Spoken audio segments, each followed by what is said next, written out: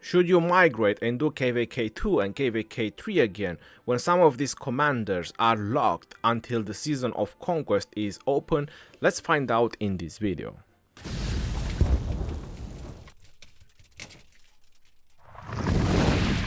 Hello everyone and welcome back to another Rise of Kingdom video. My name is Legend Ronnie and today I'm gonna talk about KvK 2 and KvK 3 again. Should you migrate? Should you do these KvKs again? Or when you should do these KvKs? I'm gonna give you a couple of recommendations because for some players this might be a great advantage to try to benefit on doing this KvK 2 and KvK 3 again. But there is gonna be a couple of things that you need to keep in mind, something that is gonna be very important. So the first thing that you want to keep in mind is that if you plan to migrate to a KvK 2 and KvK 3 again, you cannot migrate back until you enter Season of Conquest. Zooming all the way out and clicking on the globe on the right down corner is going to show you on which season your kingdom is. If you're in the Season of Conquest, then you have everything available. You have all the commanders available, all the events, everything that the game can offer you, you have it available. But if you want to experience some of the early game KvKs again, like for example, you're not happy with the Crystal Tag because once you're in the Season of Conquest, you have Heroic Anthem and Strife of the Eight right now, which offers the Crystal Tag. A lot of players are not really happy about going through the Crystal Tag. So that way, some players migrate and do KvK 2 and KvK 3 again. I migrated with this alt account because at that time when I've done Season of Conquest, it was requiring a lot of speed ups and I just literally ran out of research speed ups on this account, so I decided to migrate and do KvK 2 again while I'm storing up another chunk of speed ups. But now the Crystal Tag has been tuned down, so it doesn't take so much speed ups, it's pretty accessible for everyone. But the question still remains, like, should you migrate and do KvK 2, KvK 3 again, considering all these changes? Because you cannot use some of these overpowered commanders. So if I go to my commanders, you're noticing that Zenobia is locked, Artemisia is locked, and various other commanders that I have unlocked. So now it's 100% sure if you're able to use some of these commanders in your Light versus Darkness, which was your KvK 3, now you cannot. Or even if you are currently in a Light versus Darkness, probably you can still use your Guan Yu or your Zenobia and so on. But all the kingdoms that are going or starting KvK 3, they won't be able to use these commanders. So the commanders that will be available for KvK 2 and KvK 3 will be the tier 1 and tier 2 commanders. This is how I like to call them, like Charles, Saladin, Alex, Constantine, Edward, Tomiris. So all those commanders that came out the first year and the second year. And now to answer the question, like, should you migrate and do KvK 2 and KvK 3 again? I'm gonna be very honest about something that I experienced myself, something that I noticed. If you do not have a tier 5 account, if you're not a very old account, or if you didn't spend that much on your account, like you didn't power up through your tech, you're not buying bundles just to train troops and so on, my advice would be that it would definitely worth it to do KvK 2 and KvK 3 again. But if you have a very old account, you already have a decent amount of commanders, you're already just building T5s, you're not into the T4 anymore, then you should definitely do Season of Conquest. This is just from my experience, right? Because I'm an Imperial Kingdom, we're usually fighting very strong kingdoms, and in many situations, those kingdoms just have a lot of tier 5. Obviously, for filling rallies and filling garrison, tier 4 troops are being used, like even on my main account.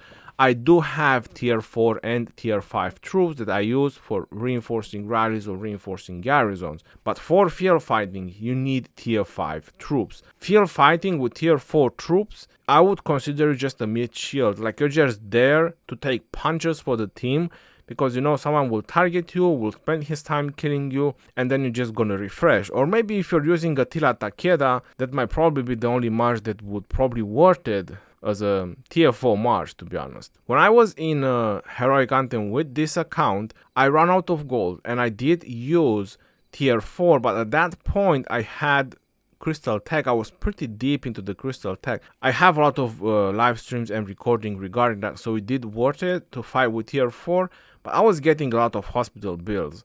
So a lot of speed ups have been spent. So if you're free to play low spender, a lot of speed ups to keep spending, I'm not sure how profitable that is. So my recommendation for Season of Conquest is the following. If you want to play Season of Conquest, you gotta make sure that you can use tier 5 troops on the field. You have legendary commanders to do at least 2 pairs with full legendary commanders, 2 strong pairs, so you can help your team in the murder ball or in the field fight, and you can afford the resources to heal those troops and fight for long hours. Then it's definitely worth it for you to play Season of Conquest. Another reason why you could play Season of Conquest, if you enjoyed all these live streams that we're going through right now about all these Imperium Kingdoms, like 6 Imperium Kingdoms or how many Imperium Kingdoms in 1 KvK, crazy fighting, tens of millions of dead reports, then you definitely want to stay and do Season of Conquest, because that's the only way how you can get those large magnitude of battles. So if you want to be part of that, if you want to be part of those reports, you can only get that in Imperium Kingdoms, and usually the strongest Imperium Kingdoms are in the Season of Conquest. But if you care a lot about progressing on your account, or you just want to have fun in smaller fights, lower magnitude of KvKs, then you definitely want to do KvK 2 and KvK 3 again. And if you don't have T5, I would also recommend to do KvK 2 and KvK 3 again. You get a lot of speed ups from those KvK and sculptures, so you can upgrade some key commanders, and then you can try Season of Conquest again. Because I'll be very honest, right now the crystal tech is not as impactful as it used to be. It gives a lot of damage, so don't get me wrong. If someone with 410k marches swarm you and you have like 320k, you're definitely gonna feel it and you're not gonna enjoy it. But point being, he gets the same thing in return if he gets swarmed by other people, because the crystal tech doesn't give you any defense or any health benefits for that matter. It just gives you damage and troops capacity, which in some situation might just be enough, and also gives you a lot of extra marches. Strength in numbers makes a difference in the Season of Conquest, like pretty much in any other KvK. So for example, if I'm scrolling down in my KvK 2 to some of the rallies that I have done, you're probably noticing that it's not a whole lot of reinforcements, it's not a whole lot of big rallies or long rallies for that matter. Some are good reports, some are a little bit bad reports, and so on. Keira, Alex and YSG. So this is the kind of rally, this is the kind of battle that you should expect. You keep rallying back and forth. You pretty much fight for a couple of days, because activity is very important. To be very honest, as a final answer regarding migrating and doing KvK 2 and KvK 3 again, I think is a very unique experience. It kinda reminds you and refreshes the idea of when you started the game, right? Was when you started the game, we all know how it was. The alliance was fully active, players were doing forts all the time, there was always people chatting. This is exactly what happens when you migrate into KvK 2 and KvK 3 again. Usually you want to go to an active kingdom, and in those kingdoms it gives you the same vibes, it brings you the same hype about the game, because players are very active, they do forts, they constantly chat, they do events together, they talk about commanders, they talk about pairings, they talk about this and that, and cool environment that you definitely want to experience it. Either you want to do that with your main account, or you want to do that with your alt account like I have done. I'm pretty sure a lot of people have alt accounts by now, 35 mil, 40 mil. Even if you have 1-2 pairs, you can do that. And I can tell you that, you know, it refreshes the idea of the game, brings back those vibes about the game, and it's pretty nice. I would definitely recommend it. But regarding main accounts for the Season of Conquest, you definitely need to be a tier 5 account. If you want to play Season of Conquest, you need to afford the gold to play with T5s, at least for the field fights. Tier 4 in Season of Conquest is good for reinforcing flags, is good for reinforcing rallies. Definitely T5 would be even better, because it increases the power of the garrison or increases the power of the rally, but it's also about numbers. So that's where T4 comes in. That's why T4 still has a very important role in Rise of Kingdoms, because at some point in KvK, numbers play a role. So if your kingdom doesn't have the numbers of troops to spend, then at some point you'll have to stop, because you don't have the troops. The kingdom doesn't have troops anymore, even though in Season of Conquest you get half back. So that's a very nice thought regarding Season of Conquest. In KvK 2, my last KvK on this account, I lost 2.1 million troops, and those are dead. They're not coming back. None of them are coming back. So for me to recover 2 million troops is not going to be that easy. And this is another factor why Season of Conquest is still a very nice KvK to play.